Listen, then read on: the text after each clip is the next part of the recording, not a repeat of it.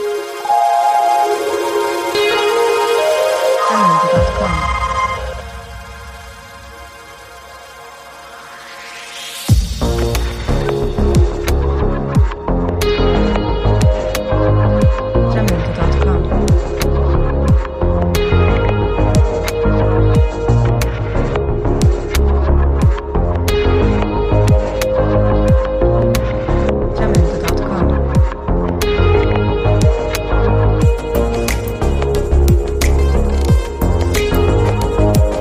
Olá, professores, tudo bom com vocês?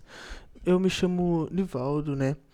E hoje aqui, junto com o meu amigo Christian, nós iremos falar um pouco, né, sobre a nossa PS desse semestre, onde o tema foi estruturas de dados aplicadas na vida real.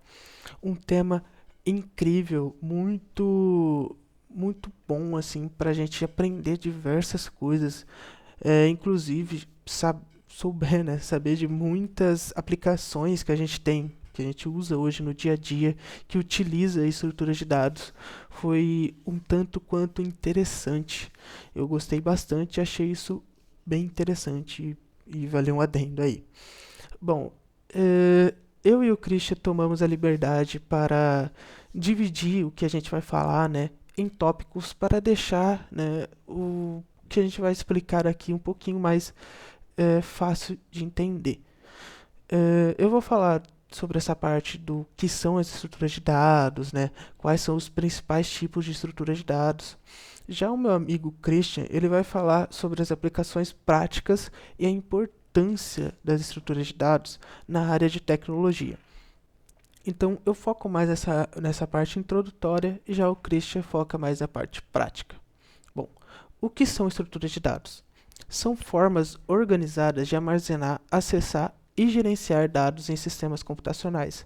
São utilizadas para otimizar processo e a recuperação de informações, impactando diretamente a eficiência dos programas. Uma estrutura de dados é um modelo de organização de dados na memória do computador, que pode assumir diferentes formas, como array, lista encadeada, fila, pilha e árvore. Guardem aí essas formas que eu vou falar um pouco mais sobre elas mais para frente. Cada estrutura de dados possui características próprias, tornando-a mais adequada para certos tipos de operação. Os principais tipos de estruturas de dados. Elas se dividem em dois principais grupos: estruturas lineares, onde são organizadas em sequências, e estruturas não lineares, onde os dados podem ser organizados de forma hierárquica ou complexas.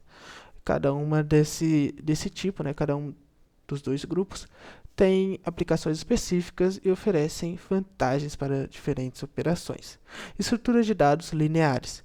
Bom, aqui nessas estruturas de dados lineares a gente tem array, lista encadeada, pilha e fila.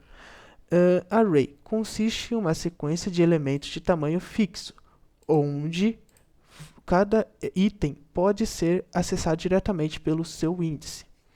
Lista encadeada é uma série de nós, onde cada um contém um valor e um ponteiro que aponta para o próximo nó, ou seja, para o próximo lugar na memória onde está armazenada essa informação, né, esse valor. Pila e fila. A pilha, ela opera na ordem LIFO, né? O último a entrar é o primeiro a sair. Então, sempre quando a gente vai trabalhar com uma pilha, sempre o último colocado ali na pilha, ele vai ser sempre o primeiro a ser retirado dela. Já a fila, ela segue a ordem FIFO, que é o primeiro a entrar é o primeiro a sair. Parecido ali com uma fila de banco, né? Bom, as estruturas de dados não lineares são árvores, grafos e da tabela Rush. Árvores são estruturas de dados em que cada elemento, né, pode ter filhos formando uma estrutura em forma de árvores. Já os grafos são estruturas de nós conectadas por arestas, que podem ser direcionadas ou não. Já a tabela Rash usa uma função de Rash para mapear chaves diretamente aos endereços de armazenamento, permitindo buscas rápidas por chaves. Bom, na minha essa foi as coisas que eu iria falar, esses tópicos que eu iria falar. Agora eu irei passar, né, a bola aqui para o Christian para ele poder falar um pouco, né, sobre aplicações práticas e sobre a importância, né, das estruturas de dados na nossa área, né, na área de tecnologia. Olá, Nivaldo. Olá, professores. Me chamo Christian. Vou citar alguns exemplos de programas que essas estruturas estão presentes, né? Falar um pouquinho sobre a importância delas para sistemas eficientes e escaláveis. Bom, podemos começar citando um exemplo que a maioria de nós utiliza, né, no GPS, seja no Google Maps ou no Waze. A procura da melhor rota para o nosso destino é feita através da estrutura de grafo. Cada local e estrada é representado com um ponto ou uma conexão dentro de uma rede. Dessa forma, o sistema consegue fazer um cálculo para encontrar o caminho mais curto entre dois pontos. Um algoritmo famoso, nisso, né, depois a gente fez a pesquisa, é o algoritmo Dijkstra. Outro lugar onde os grafos também estão presentes é nas plataformas de recomendação, como Netflix ou Spotify. Elas usam grafos e algoritmos de similaridade para analisar o histórico de consumo e sugerir conteúdos com base em pessoas com gostos parecidos. Outro lugar onde os grafos também estão presentes é nas plataformas de recomendação, como Netflix ou Spotify. Elas usam grafos e algoritmos de similaridade para analisar o histórico de consumo e sugerir conteúdos com base em pessoas com gostos parecidos. Imagine que você assistiu uma série de ficção científica. O sistema vai procurar outros usuários que também gostaram dessa série e vai analisar o que mais eles assistiram. Esse cruzamento de dados é o que permite que essa recomendação seja precisa e quase instantânea.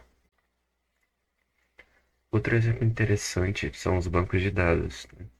Todo sistema que guarda uma grande quantidade de dados, seja ele uma rede social, e-mail ou aplicativos em geral, eles precisam acessar esses dados de forma eficiente. E é aí que as árvores e as tabelas hashes entram, né? Essas estruturas facilitam a organização e a busca desses dados, né, que permite que tudo funcione de forma eficiente, mesmo com uma quantidade gigantesca de informações.